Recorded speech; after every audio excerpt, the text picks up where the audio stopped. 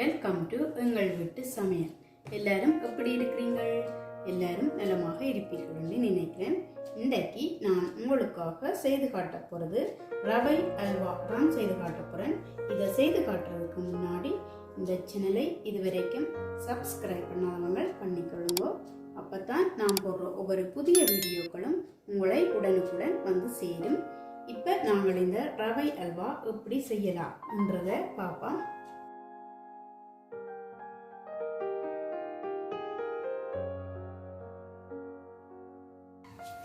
ரவை அல்வா செய்கிறதுக்காண்டி நான் 300 கிராம் ரவை எடுத்து வச்சிருக்கிறேன். அதை நாங்கள் வறுத்தெடுப்போம். அதுக்கு நான் 1 டேபிள் ஸ்பூன் நெய் சேர்க்கிறேன். அடுப்பை நல்லா குறைச்சி வச்சு ரவை நல்லா சூடு இருந்துனைக்கும் வறுத்தெடுப்போம். இப்போ ரவையில் உள்ள பச்சை மணமெல்லாம் போய் நல்லா சூடு இருந்தனைக்கும் வறுத்தாச்சு. இதை நாங்கள் இறக்கி எடுப்போம். இப்போ அதே பாத்திரத்திலேயே 1/2 டேபிள் ஸ்பூன் நெய் சேர்க்கிறேன். சேர்த்துட்டு 50 கிராம் கஜு எடுத்து சின்ன வெட்டி வச்சிருக்கிறேன். இப்போ இதுக்குள்ள சேர்க்கிறேன். அதோட 25 கிராம் பிளம்ஸ் எடுத்து வச்சிருக்கிறேன். அதையும் இதோட சேர்க்கிறேன்.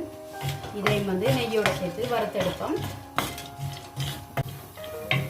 இதையும் நல்ல வடிவா வறுத்தாச்சு. இதையும் இறக்கி எடுப்போம். இப்போ அதோட நான் 50 கிராம் உலர்ந்த தேங்காய் துருவல் எடுத்து வச்சிருக்கிறேன். இதையும் மெல்லிசா வறுத்தெடுக்க போறேன். நீங்கள் திருவின தேங்காய் எடுத்தா 100 அல்லது 125 கிராம் தேங்காய் துருவல் எடுத்தீங்கன்னு சொல்லிட்டோம்னா அளவா இருக்கும். அதை நல்லா சிவக்க வறுத்து சேர்த்துக்கொள்ளுங்க. இது சிவக்க வறுக்கணும்னு அவசியம் இல்லை. இந்த தேங்காய் துருவல் இவ்வளவு வறுப்பட்டா காணும். இதையும் நாங்கள் ரவையோடய இறக்கி எடுப்போம்.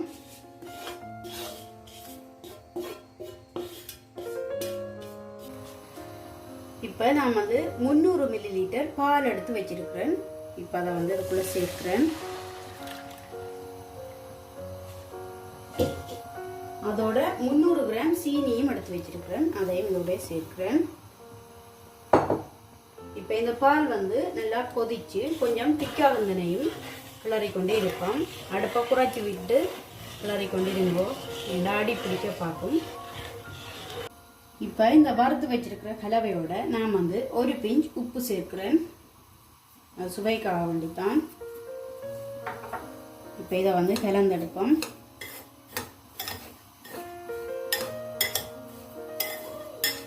தேங்காய் திருவலை வறுத்து சேர்த்தீங்களன்னு சொல்லிட்டேன்னா 1 மாதம் வரையும் கெட்டு போகாமல் வச்சு சாப்பிடலாம்.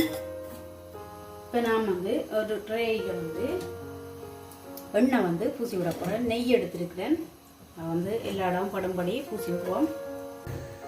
இப்போ பார்த்தீங்கன்னா தெரியும், இதுக்குள்ளே போட்டால் சீனி எல்லாம் பாலோட சேர்ந்து நல்லபடியாக கரைஞ்சி திக்காகி கொண்டு வந்துட்டுது.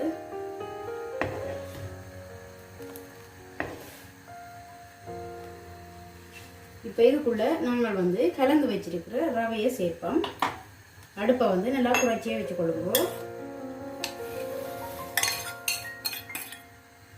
அதோட 1 டீஸ்பூன் ஏலக்காய் பொடி சேர்க்கிறேன். அதையும் நல்லா கலந்து விடுவோம்.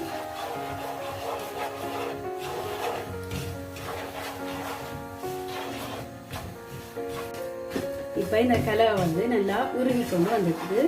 இப்போ இதுக்குள்ள நான் 1 டேபிள் ஸ்பூன் நெய் சேர்க்கிறேன்.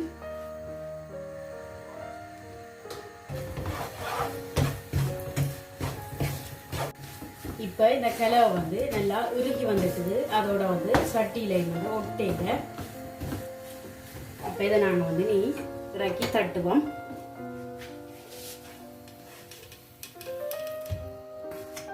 இதை நான் நல்லா சமப்படுத்தி எடுக்க போகிறேன்.